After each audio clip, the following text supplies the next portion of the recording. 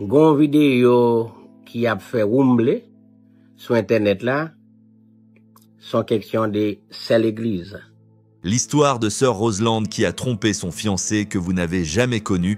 En tant que Français, j'ai eu une conversation intéressante avec la famille Roselande. Dans la vidéo d'aujourd'hui, vous découvrirez toute la vérité sur sœur Roselande en Haïti. À la fin, découvrez la vidéo de Roselande faisant l'amour, mais vous devez regarder cette vidéo jusqu'à la fin pour ne rien manquer. J'ai une petite question pour vous. Roselande est-elle coupable ou son copine est-il coupable? Si oui, écrivez Roselande coupable dans les commentaires. Mais vous, les Haïtiens qui regardez cette vidéo, la meilleure façon de me montrer que vous l'appréciez, c'est en m'aidant à la partager, à la like et à vous abonner à ma chaîne YouTube Star Haïtienne. Un grand merci à vous. Morale, jugement et pardon dans l'église haïtienne. Entre idéal spirituel et réalité humaine, l'affaire sœur Roselande, un révélateur des contradictions de l'église. La récente polémique autour de sœur Roselande en Haïti a suscité de vives réactions tant dans les communautés religieuses que sur les réseaux sociaux. Cette affaire soulève une question fondamentale.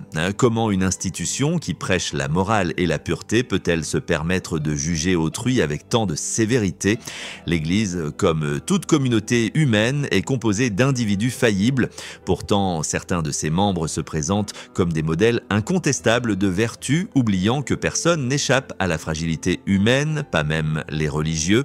Cette attitude rappelle l'hypocrisie dénoncée par Jésus dans l'Évangile. Pourquoi vois-tu la paille dans l'œil de ton frère et ne remarques-tu pas la poutre dans ton œil? Matthieu 7,3.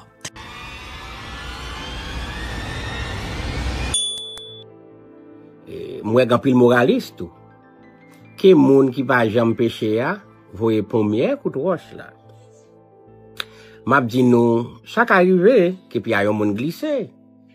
Alors, pour qui tout moraliste ça yo, à la déperfection, papa. Est-ce que ça comme a fait a bon? Non, il très pas bon. Mais ou pas placé pour juger. Yon l'autre cause encore. Le piège du jugement, qui peut vraiment condamner? Nous ne sommes pas Dieu pour décider qui mérite le pardon ou la réprobation. La tentation de juger est universelle. Même Jésus, dans Matthieu 4, a été éprouvé par le diable. Pourtant, il n'a jamais rejeté les pécheurs, mais leur a offert une voie de rédemption. Si quelqu'un vous a blessé, la compassion est un choix plus puissant que la condamnation. Certes, pardonner est difficile, surtout lorsque la trahison vient de ceux qui se revendiquent comme guides spirituels. Mais comme le rappelle l'évangile de Jean 8,7, que celui qui n'a jamais péché lui jette la première pierre. La miséricorde, une grâce qui doit être partagée. La véritable force de l'Église ne réside pas dans une perfection illusoire, mais dans sa capacité à incarner la miséricorde. Cette grâce ne doit pas être l'apanage des prêtres ou des parents, elle appartient à tous, car nous sommes tous pécheurs. En Haïti, où les épreuves sociales et politiques pèsent lourdement sur la population, l'Église devrait être un refuge de compassion, pas un tribunal. Si elle veut rester crédible, elle doit reconnaître ses propres failles et pratiquer ce qu'elle prêche, l'humilité, le pardon et l'amour inconditionnel. Parents, faut faire pour pardonner, si vous n'avez pas encore pardonné, parce que les couteaux blessés ou pas jamais jeter, ou si ça, ou remettre le couteau en place. Bon, dans Matthieu 4, ou après, même Jésus a été tenté. Et puis, c'est pas seulement parents non qui peut pardonner. Pasteur, tout faut pardonner. Parce que, pasteur, la chair qu'on faible, oui, pas vrai? Donc, sorti dans pasteur, passer dans Jack, l'église là, et traverser dans Cléou, et même Boulon, yo, qui c'est fidèle, yo. Pas de personne qui parfait. Suspend juger. Chita, pas l'accueil, et puis dit, pas faire ça encore. Et puis la vie continue. L'autre cause encore. Et vous, qu'en pensez-vous? L'Église a-t-elle le droit de juger ou devrait-elle avant tout montrer l'exemple de la miséricorde? Les prédicateurs et leurs contradictions, quand les actes contredisent les paroles, il est frappant de constater que certains religieux prêchent une chose et en vivent une autre. Après les sermons sur la vertu, ils tombent parfois dans les mêmes travers qu'ils condamnent. Mais qui peut se prétendre parfait? L'hypocrisie n'épargne personne, pas même ceux qui se présentent comme des guides spirituels. Plutôt que de juger, ne serait-il pas plus sage d'accueillir avec bienveillance, de conseiller avec douceur et de laisser à chacun le temps de grandir? Après tout, la foi n'est pas une course vers la perfection, mais un chemin de transformation. Comme le dit l'apôtre Paul, ce n'est pas que j'ai déjà atteint la perfection, mais je cours pour tâcher de la saisir. Philippiens 3,12. La sagesse divine face aux opinions humaines, discernement et prudence. Sur les réseaux sociaux et dans certaines prédications, les excès et les propos démesurés se multiplient. Attention, ce n'est pas la sagesse de Dieu, mais des interprétations humaines, souvent influencées par les émotions, les préjugés ou les intérêts personnels. Ne croyez pas tout ce que vous entendez. Tout n'est pas vérité, tout n'est pas sous contrôle. La Bible nous met en garde. À toute parole, examinez le fond, retenez ce qui est bon. 1er Thessaloniciens 5:21, le discernement est une nécessité spirituelle.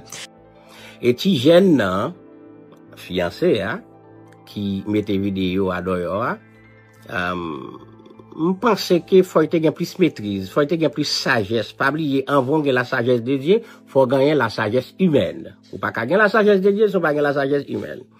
Et ti jeune nan te doué kembe preuve que y a nan men yo, que te audio, que te vidéo, faut kembe yo nan mon ou pas courir laguer bagay nan moment qui pas fait pour ça. Si vous pas j'aime laguer tout est capable, j'aime laguer, tout dépend. Eh ben ça sont les rêves côté ti jeune là. Demoiselle là, oui, la chair est faible mais ou te ka résister. OK, ou gen temps. L'autre bagay encore que n'a dit la faiblesse humaine et l'importance de la discipline, un dialogue nécessaire. Le sujet des relations intimes avant ou après le mariage reste un tabou dans beaucoup d'églises.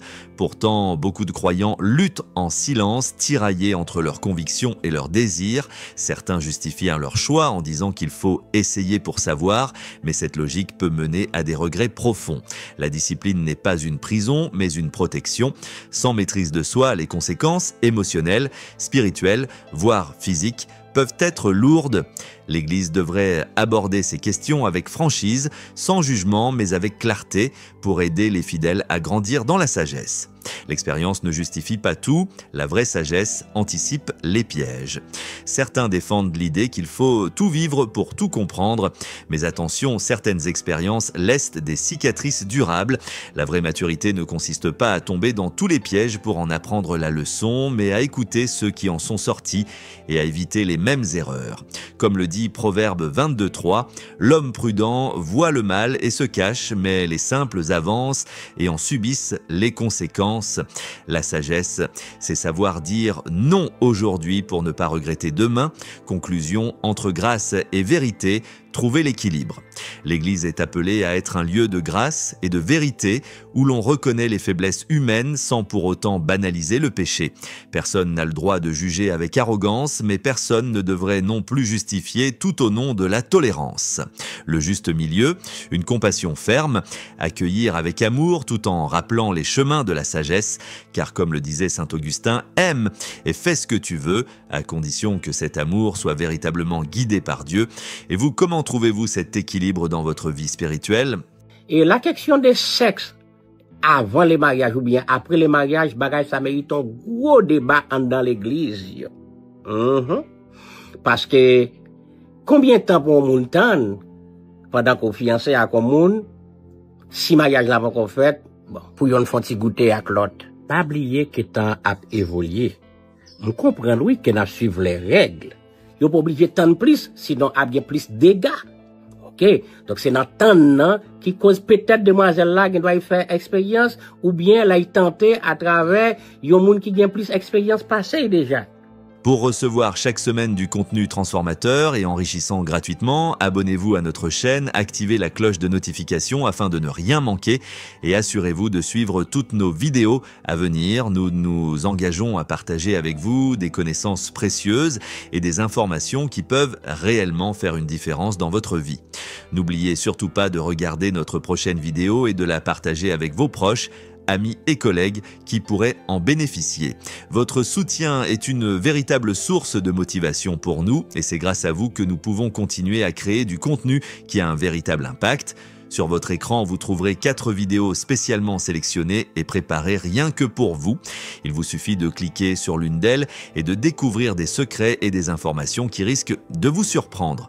Vous êtes ceux qui créent véritablement des opportunités autour de vous, alors ne perdez pas cette chance d'approfondir vos connaissances et de faire des découvertes étonnantes.